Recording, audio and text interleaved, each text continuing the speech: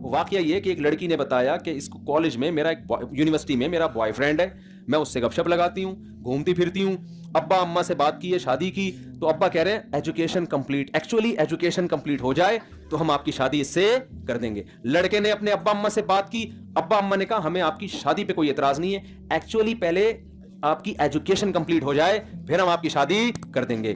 تو بھائی اگر آپ یہاں بھی مولویوں کے چکر میں پڑو گے تو مولوی قرآن کا ریفرنس دے گا کہ ان یکونوا فقراء یغنیہم اللہ من فضلہ. نکاح کے بعد سب سے بڑا مسئلہ مالی معاشی کھڑا ہوتا ہے, پیسہ تو, ایجوکیشن تو بات کی چیز ہے.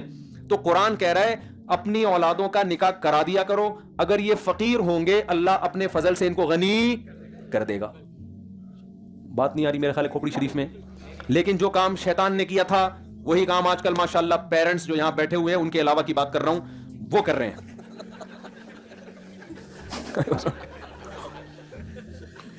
سمجھ آ رہی بات؟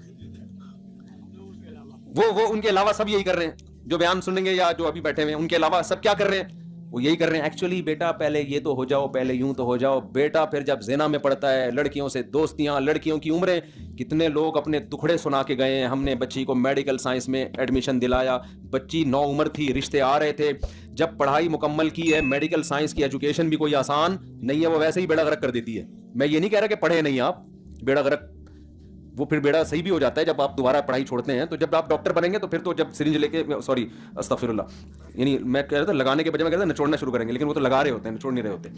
بعض دفعہ لے رہے ہوتے ہیں, خون نکال رہے ہوتے ہیں, لیکن اللہ کا شکر ہے ابھی بھی لگا زیادہ رہے ہوتے ہیں, نچوڑ کم رہے ہوتے ہیں. تو کتنے لوگ ہیں بھائی کہ جب لڑکی کی عمر کم ہوتی ہے اس میں ایک اٹریکشن ہوتی ہے. لڑکا لڑکی میں سب سے پہلے اس میں اٹریکشن دیکھتا ہے, ایجوکیشن کو سیکنڈری رکھتا ہے. آپ مجھے بتاؤ, یہ باتیں میں کرتا ہوں, لوگ کہتے ہیں یہ مولوی صاحب دیکھو کیسی الٹی الٹی باتیں کر رہے ہیں, جو گراؤنڈ ریئلٹی وہ بتا رہا ہوں. آپ کے پاس کوئی بہت بڑی ایجوکیٹڈ لڑکی, ڈاکٹر, اور یوں سمجھیں کہ ابھی اس کو نوبل پرائز ملنے والا ہے, آگے میں اس کے حسن کا نقشہ نہیں کھینچتا آپ کے سامنے, اندھیرے میں نظر نہیں آتی وہ, ٹھیک ہے نا, اتنی بلیک, اور وزن اس کا اتنا ہو گیا ہے.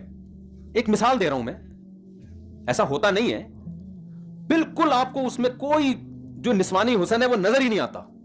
آپ کرو گے شادی؟ جب آپ نہیں کرو گے, یا جتنے بیٹھے ہوئے ہیں نا میرا خیال ہے کوئی ایک بھی نہیں کرے گا. ویسے تو یوٹیوب پہ کلپ بنا رہے ہوں گے ایکچولی ہمیں ایسی لڑکیوں سے شادی کرنی چاہیے جن کو سوسائٹی میں کوئی لفٹ نہیں کرا رہا ہے, ایکچولی ٹوپی ڈرامے بہت ہو جائیں گے, تو کرنا. پھر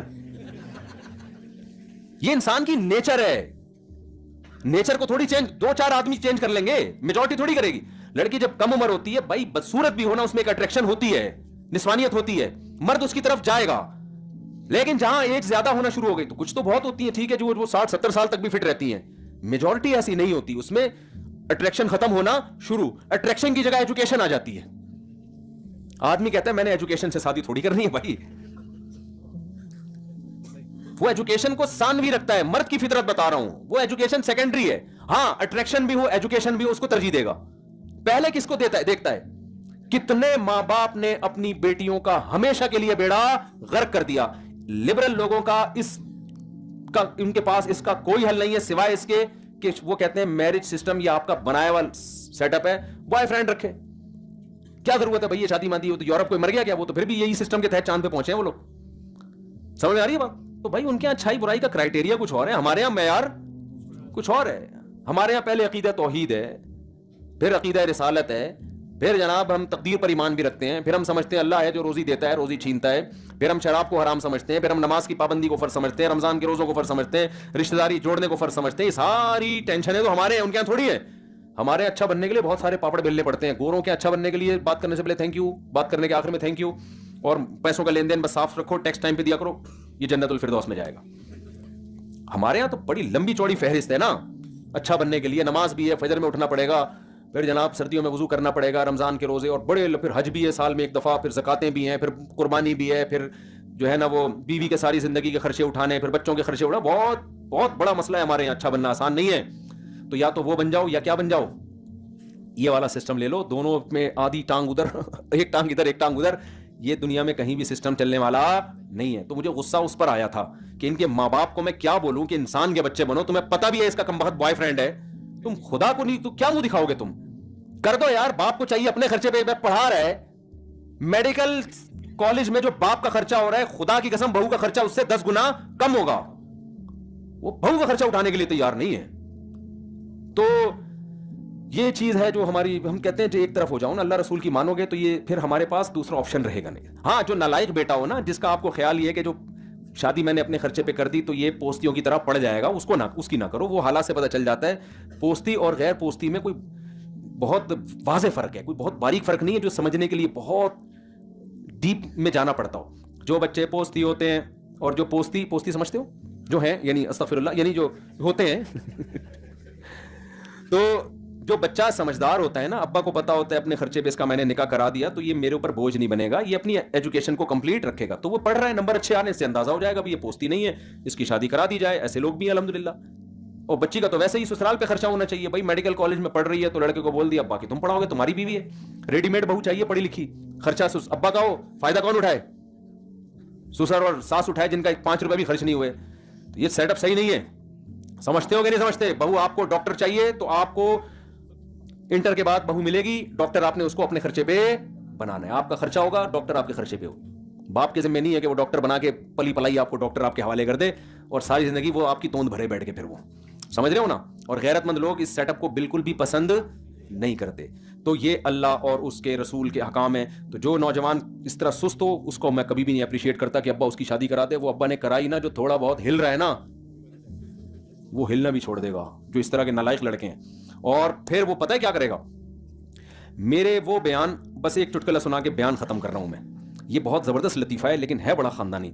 गवर्नमेंट ने प्रोजेक्ट दिया किसी को दरख्त लगाने का 3 आदमियों को. तो एक आदमी ने देखा एक आदमी गड़ा खोद रहा है, दूसरा उसमें जो मिट्टी बाहर निकली है डाल के बंद कर रहा है. उसने कहा यही का ड्रामा हो रहा है, गड़ा खोदते क्यों जब मिट्टी डाल के बंद करना है. उनसे पूछा, उसने कहा असल में गवर्नमेंट ने 3 आदमियों को प्रोजेक्ट दिया था दरख्त लगाने का.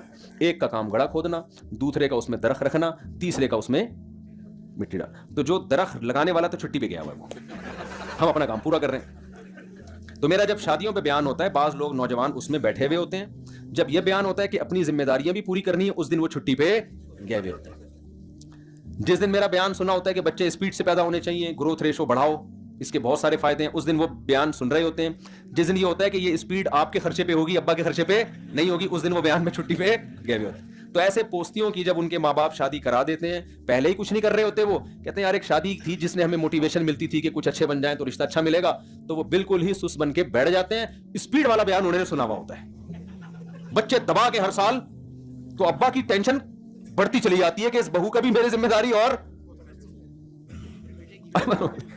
तो इस किस्म के जो स्पीड कम नहीं करो, मेरा मतलब ये नहीं है कि स्पीड, मैं ये कह रहा हूं कि जो बच्चों में जिम्मेदार है ना, जो पढ़ रहा है, नंबर अच्छे आ रहे हैं, इसका मतलब ये जिम्मेदार है, उसकी अपने खर्चे पे शादी करा दिया करो. इससे तुम्हारी बेटियों की भी बर वक्त शादी हो जाएगी. कोई ऐसा नालायक होगा जो कहेगा हम भी किसी की बेटी को अपने खर्चे पे पढ़ा देते हैं. इस कल्चर को सोसाइटी में प्रोमोट करने की कोशिश करो. और इसमें एक्चुअली की आपको इजाजत नहीं है. क्यों? ये किसका हुक्म है? अल्लाह का हुक्म. ये मेरे ऑर्डर नहीं. अल्लाह समझने की अमल